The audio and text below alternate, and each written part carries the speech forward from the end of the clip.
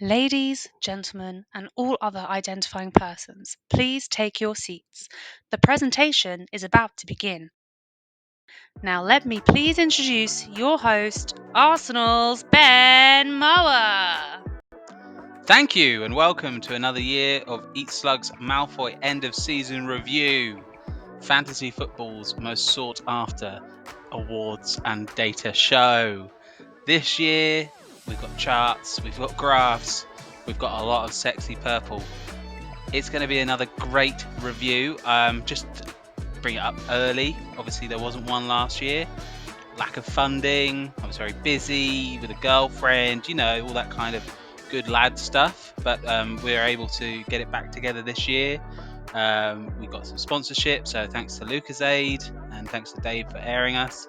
Let's get on with the show. Boom shakalaka. Right, let's start with something new. Let's look at the past winners, because this league has got a bit of a history to it. It's a vintage league. This is our 6th season. And you can see that Dom started off strong, bit of a dynasty. Then I knocked him off his perch.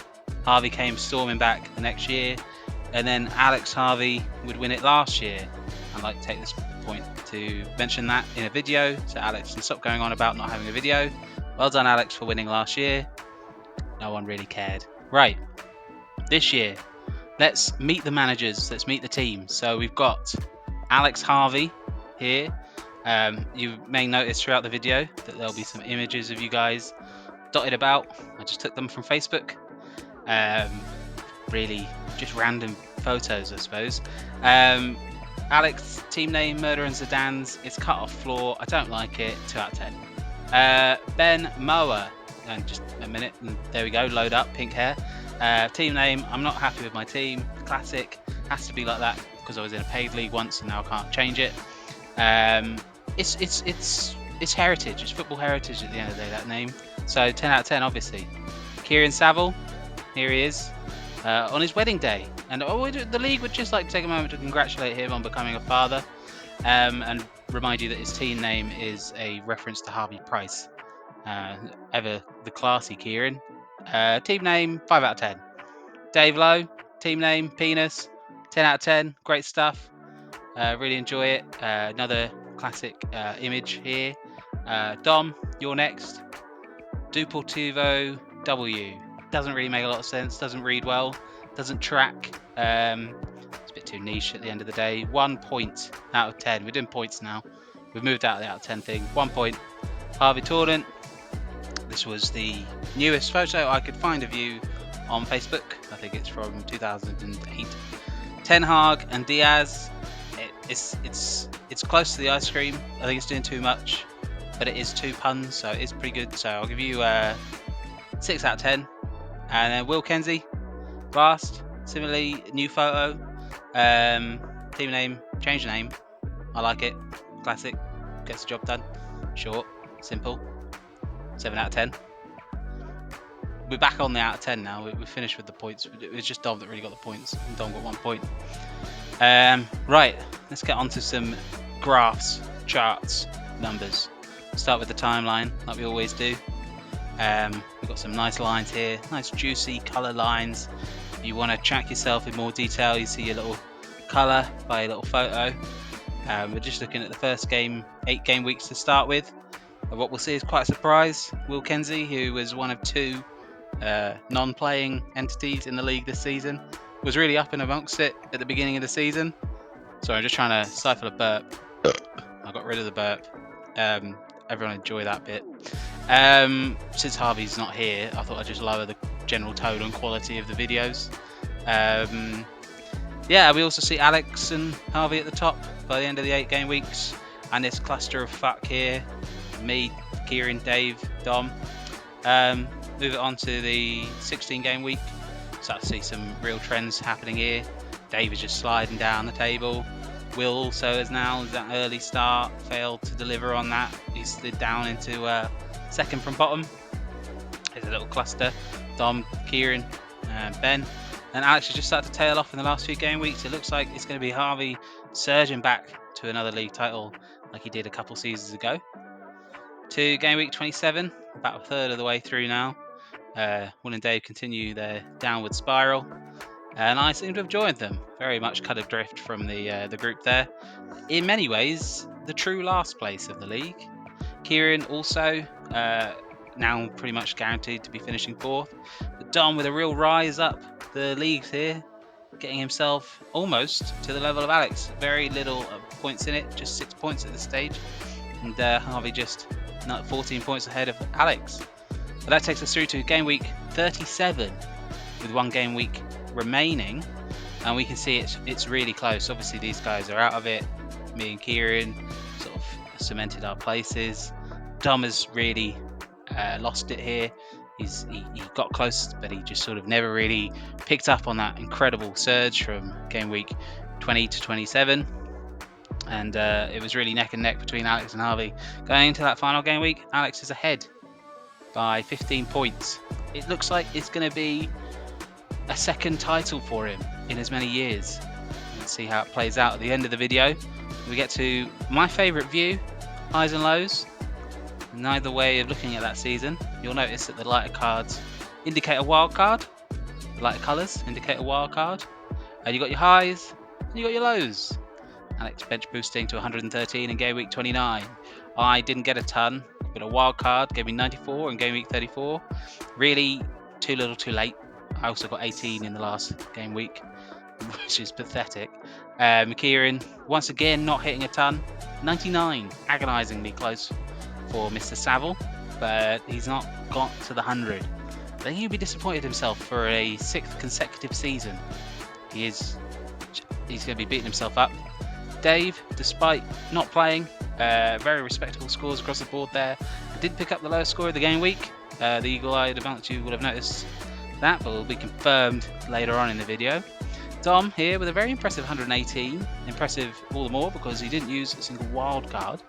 But also a very disappointing game week 28. In fact, those last 4 game weeks from Dom are pretty dismal.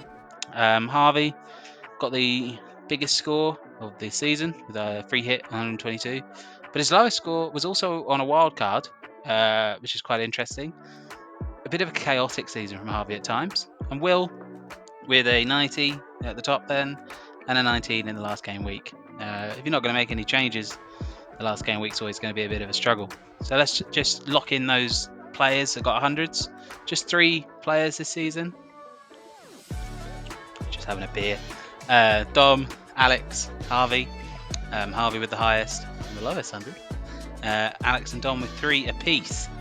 The worst scores, there's quite a lot of orange there. That's me there twice, right at the tail end of the season. And as you say, when the Dave weren't playing, so it's really just me, isn't it? Just terrible. Next award, Manager of the Year award. Let's have a look at this. So what I've put together here is all the chips that you can play: bench boost, free hit, triple captain, wild card, and the game week points from them. And we've got a little aggregate that tells us who's doing the best. I mean, it's pretty clear. Alex here is above everyone else. Really good use of the chips this season. Hit a ton on 3 different chips. That's really good. And second is surprisingly Dom, then me, and then Harvey. Harvey's chip usage wasn't as good as it has been in previous seasons. No idea what score Kieran got in these because someone put the label as white on a white bar. That was me, and I'm only just noticing now. Doesn't really work, but there's not a lot we can do about it at this point in the video because I promised Amelia it would only be 1 take.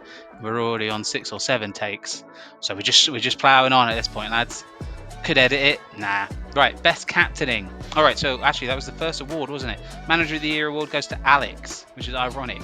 Best captaining goes to Alex because he got the most points from his captains with 334 points from 10 captains. But what becomes very apparent from this is that the presence of Erling Haaland, what season that he had, a classic season from the big Norwegian. And in fact, so big was it that if you were to pick him in game week 1 as the captain and then not touch your team again, you would get more points from him than people that were trying quite a lot, like myself and Kieran, who got 247 points from 13 captains. That was me.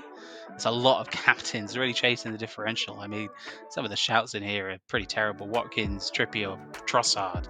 I think of Ward-Prowse there, Odegaard. Oh, Isaac, Ings. Danny Ings is in there.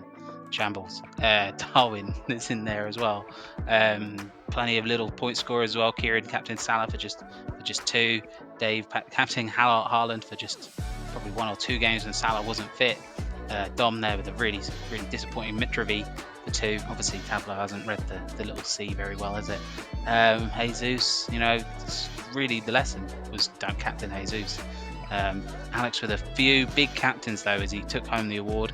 Haaland, Rashford, Salah. He wasn't as dependent on Haaland as other guys, but he did rely on him quite a lot, and that got him there. Really good use of captains. I mean, at this point, it just feels like the title's in the bag for him. He did also pick up Worst Manager of the Year, so he got Manager of the Year and Worst Manager of the Year. As always, this is calculated just purely on the amount of points on your bench, which is pretty arbitrary and doesn't really indicate the Worst Manager of the Year. But Alex, you're the Worst Manager of the Year. Harvey, you're second, and considering that they were first and second, it really does bring into question the entire award once again. Dave was the best manager by this metric with just 42 points on his bench, which is exciting. Next we go to the accountant. Alex wins again. You've just taken down all the trophies. He amassed an impressive 3.6 million for his team there. Really just gained a lot of wealth. Will, on the other hand, really looked to shrink that wealth. Lost 1.9 million from the initial 100. That's disappointing. And Dave, as an accountant, losing 0.8 million, that's even more discount. I would suggest someone looks at those books. I can imagine where the money's gone, eh? Drugs. Rafa Benitez award next, which obviously goes to Mr. Tinkerer, and Alex wins this one as well. So that's just the 5 trophies for Alex so far. He made an impressive 62 transfers this season for an even more impressive minus 48 hit points. Oh, Alex, if only you had some of those hit points at the end of the season. I wonder if things could have turned out differently.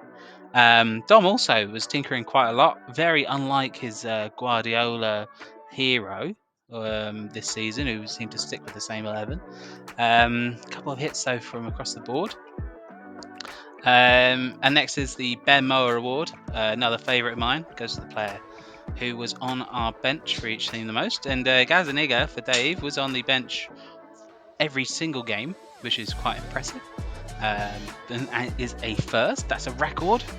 And also, it's quite impressive to see Danny Ward here with 3 different people. He was definitely a favourite for the bench. Somehow getting on or getting off the bench for Will in 1 game. That's quite nice for him. Imagine a little run out for the goalie. Next is the Gareth Bale Award for the person or manager that cannot be bothered. And Dave wins it this year. You might be wondering why Dave and not Will. Well, Will did in fact make 1 wild card. Dave didn't do anything. No transfers, no squad changes, and no chips. Impressive. I rate that. So let's look at those final standings. You remember that we left it in game week 37. There was just a matter of points between Alex and Harvey. How did it finish up? Well, Harvey won. He took home the trophy for the second time, third in 3 seasons, beating out Alex here from getting successive seasons. There was a lot of talk on the final day. Had Guardiola just brought on, I think it was Haaland. Doesn't really matter at this point, Alex. You've lost. He might have won. He didn't, so it doesn't matter. Which means for the second time in the history of the league, and for the second time in the last 3 seasons, Harvey Tornant, who couldn't be here today, is the champion of Eat Slugs Malfoy, and Ten Hag Diaz as well. What a season. Look forward to next season. Let me know in the chats and comments and whatnot what you think of the video. Like, comment, subscribe, hit me up. Maybe we do a draft this year. I don't know. Things are crazy now, aren't they? Trump's out of office. That was big. Was that this year? Oh, I don't know. What else happened this year? Submarine. That was good, wasn't it? It was a submersible, actually, Ben. That went down. That was another big thing from the year. Erling Haaland, he was pretty big this year. Just watched the Ashes, actually. You've been watching the Ashes, guys? I think it'd be interesting to see how that... Right, thank you. Dom Ankers was the winner. All right. Well,